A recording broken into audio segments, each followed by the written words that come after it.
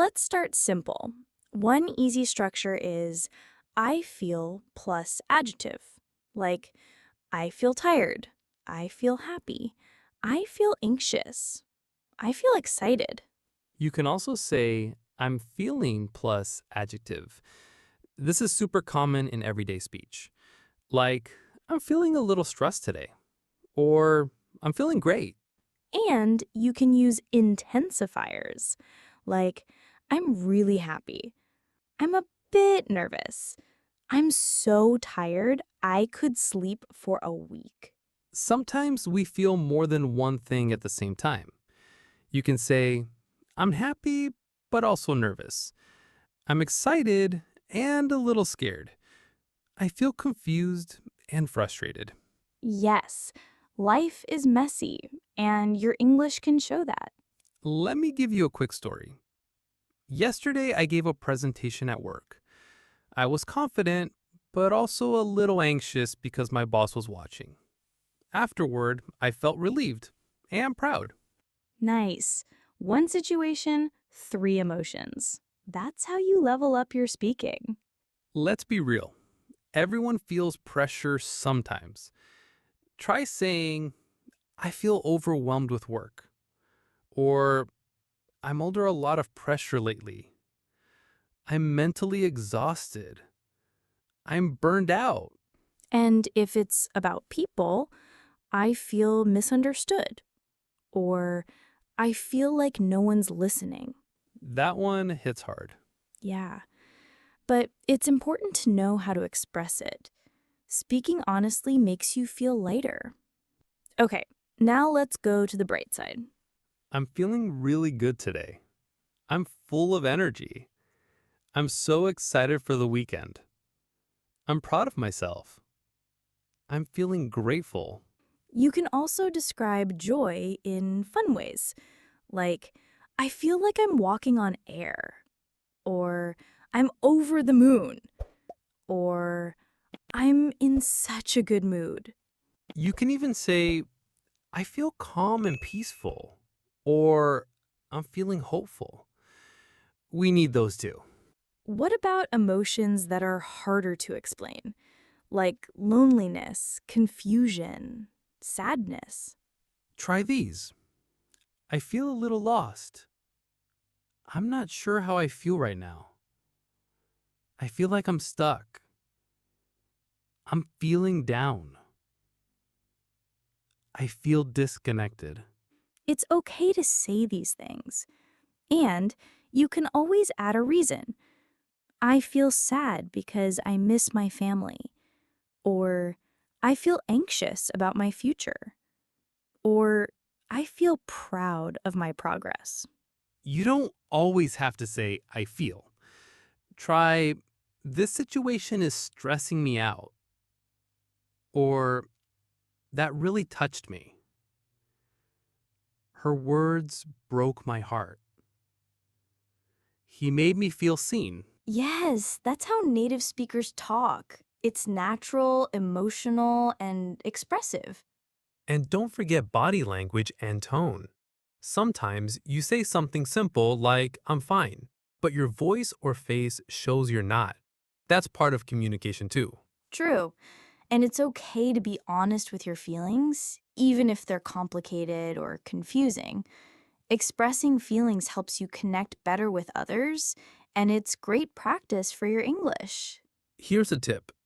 Use metaphors or comparisons to describe feelings. For example, I feel like I'm carrying a heavy weight.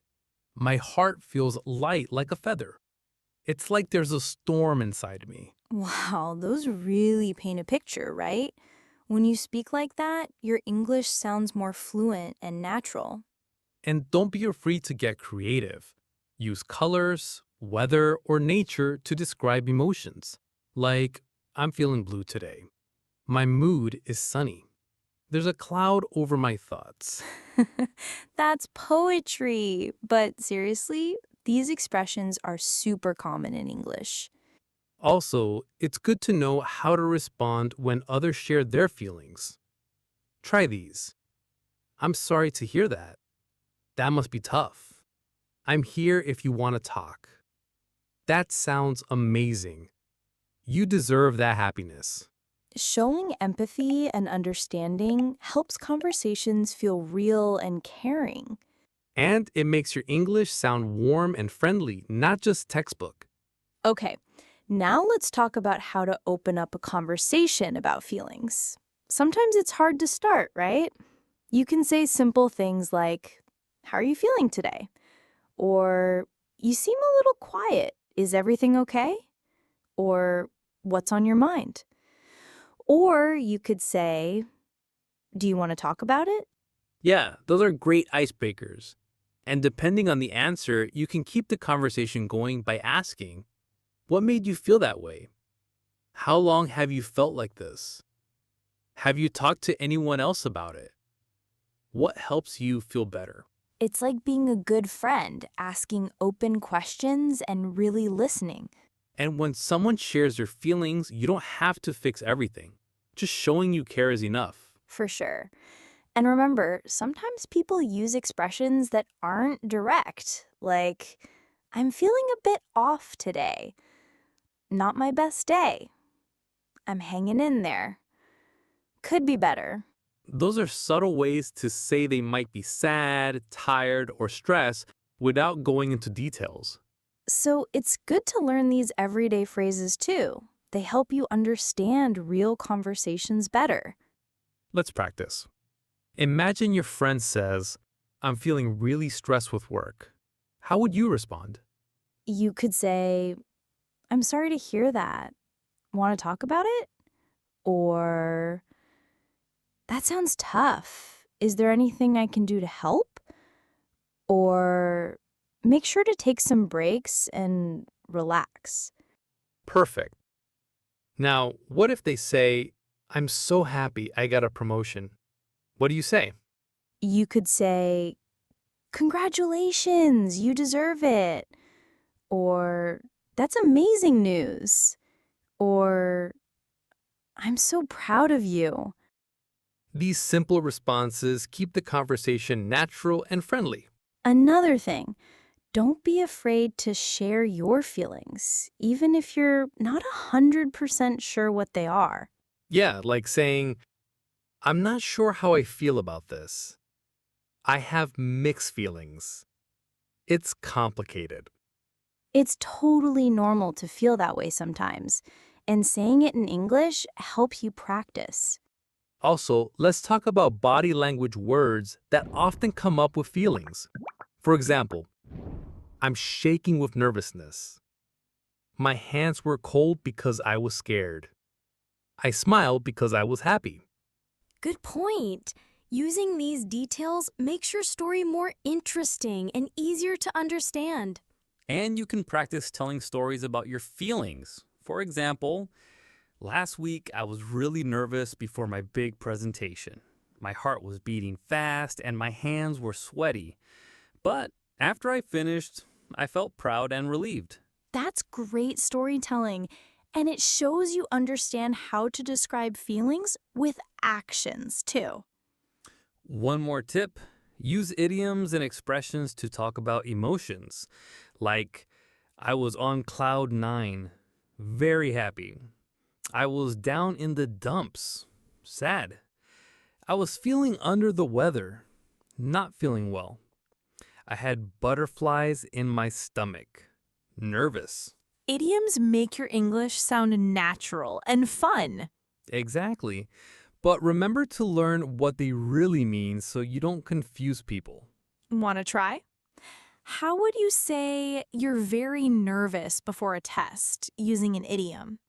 You could say, I had butterflies in my stomach. Perfect. Also, some feelings come with physical reactions, like I was shaking with fear. My face turned red with embarrassment. I was jumping for joy. Using these expressions helps your listener feel what you felt. Let's keep going with more examples to practice together. All right, now let's practice a longer example together. Imagine you're talking to a friend about a tough day you had. How would you start? I'd say something like, Today was really challenging. I felt stressed all morning because I had a lot of work. My boss gave me a big project last minute and I didn't know where to start. Perfect start. Now add how you felt physically and emotionally. Okay, my heart was racing and my hands were shaking a bit. I felt overwhelmed and a little frustrated because the deadline was tight. Great. What about what helped you? I'd say, but then I took a short break, went outside for some fresh air, and talked to a coworker. That really helped me calm down and focus. And finish with how you feel now. Now I feel much better and ready to finish the project. See, that's a full story with feelings and actions. You can use this structure anytime. Absolutely. It's like telling a mini movie about your day. Let's talk about expressing feelings in questions. Sometimes you want to check how someone is feeling. Here are some examples. How are you feeling about the new job? Are you excited or nervous about the trip? What was the best part of your day? Is something bothering you? Those are really useful for conversations, and the answers can be long or short depending on the person. Exactly. And if you want to ask for more details, try, can you tell me more about that? What made you feel that way? Or how did that make you react? Talking about feelings opens the door to deeper conversations and better friendships. And here's a fun tip. Use music or movies to practice feelings vocabulary. Yes, watch a scene and pause to describe how characters are feeling. Or listen to a song and guess the emotions the singer is expressing. It makes learning English emotional and interesting, not just boring grammar drills. Another useful thing, keep a feelings journal. Write down how you feel every day. It can be short. Today, I felt happy because I saw my friend. I was nervous before my exam.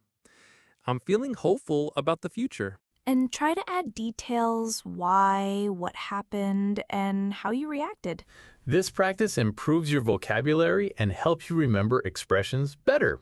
Plus, it's a great way to track your mood and personal growth over time. And don't worry about mistakes, just write freely.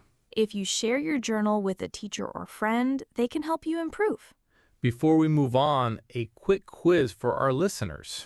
How would you say, I'm feeling very happy with an idiom? I'm nervous before a big event with an expression. I'm sad and low using a phrase. Ella, want to try? Sure. On cloud 9, I have butterflies in my stomach. I'm down in the dumps. Perfect. You're ready to impress your English friends. And remember, practicing these phrases in real conversations is the best way to learn. All right, everyone. We've covered a lot today about talking about feelings in English, from simple phrases to complex emotions and even idioms. Yeah, it's not always easy to put feelings into words, but with practice, it gets easier and more natural. One last thing.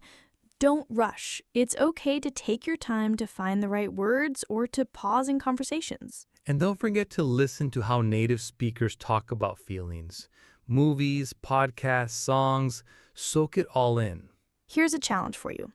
This week, try to have at least 3 conversations in English where you talk about how you feel. It could be with a friend, a teacher, or even just yourself out loud. And try to use at least 2 new phrases or idioms from today's episode in those conversations. Keep a small notebook or notes on your phone. Write down new words and expressions you hear or use. Remember, the goal is to connect. Feelings make your English real and powerful. We hope today's episode helps you feel more confident and comfortable expressing yourself in English. Thanks so much for hanging out with us at Chill English Podcasts. Take care of yourself and your English learning journey. Stay chill and keep speaking. Bye for now.